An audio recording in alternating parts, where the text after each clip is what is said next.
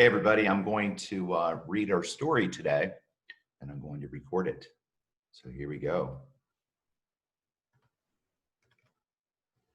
Thank You, Ma'am by Langston Hughes. She was a large woman with a large purse that had everything in it but hammer and nails. It had a long strap, and she carried it slung across her shoulder. It was about 11 o'clock at night, and she was walking alone when a boy ran up behind her and tried to snatch her purse.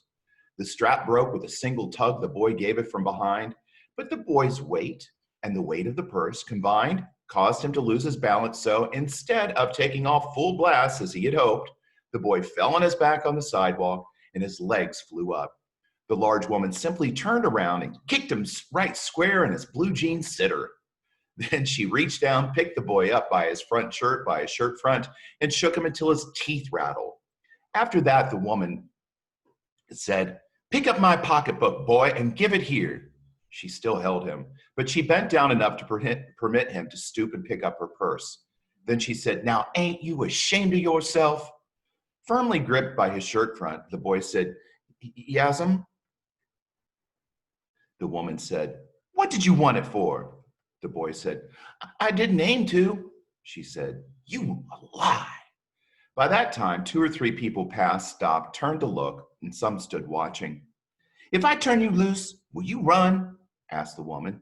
"Yes'm," said the boy. "Then I won't turn you loose," said the woman. She did not release him. "I'm very sorry, lady, I'm sorry," whispered the boy. "Mm-hmm, and your face is dirty. I got a great mind to wash your face for you. Ain't you got nobody at home to tell you to wash your face?" "No," said the boy. "Then it will get washed this evening," said the large woman, starting up the street, dragging the frightened boy behind her. He looked as if he were 14 or 15, frail and willow wild, in tennis shoes and blue jeans. The woman said, "You ought to be my son. I would teach you right from wrong. Least I can do right now is to wash your face. Are you hungry?" "No," said the being dragged boy. I just want you to turn me loose." "Was I bothering you when I turned that corner?" asked the woman. "No." "But you put yourself in contact with me," said the woman. "If you think that contact is not going to last a while, you got another thing coming. When I get through with you, sir, you are going to remember Mrs. Luella Bates Washington Jones." Sweat popped out on the boy's face and he began to struggle. Mrs. Jones stopped, jerked him around in front of her, put a half Nelson about his neck, and continued to drag him up the street. When she got to her door, she dragged the boy inside, down a hall, and into a large kitchenette furnished room at the rear of the house. She switched on the light and left the door open. The boy could hear other roomers laughing and talking in the large house. Some of their doors were open, too, so he knew he and the woman were not alone. The woman still had him by the neck in the middle of her room. She said, "What is your name?" "Roger," answered the boy. "Then, Roger, you go to that sink and wash your face," said the woman, whereupon she turned him loose at last.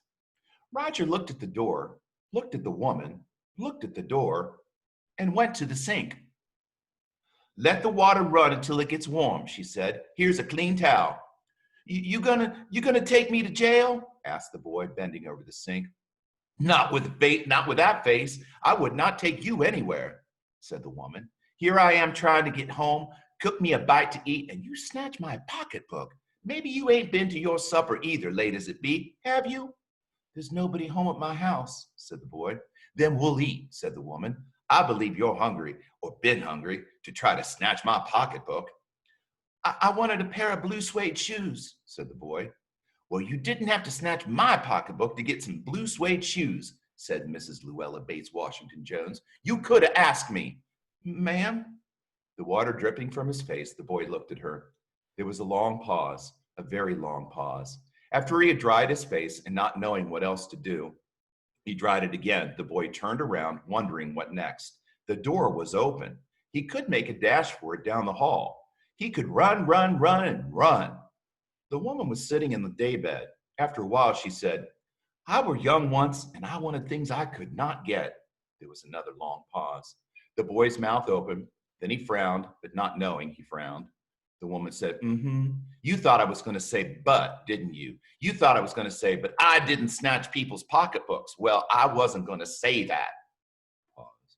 Silence. I have done things too which I would not tell you, son, neither tell God if he didn't already know. So you sit down while I fix us something to eat. You might run that comb through your hair so you will look more presentable. In another corner of the room, behind a screen, was a gas plate and an ice box. Mrs. Jones got up and went behind the screen. The woman did not watch the boy to see if he was going to run now, nor did she watch her purse when she left behind her on the daybed.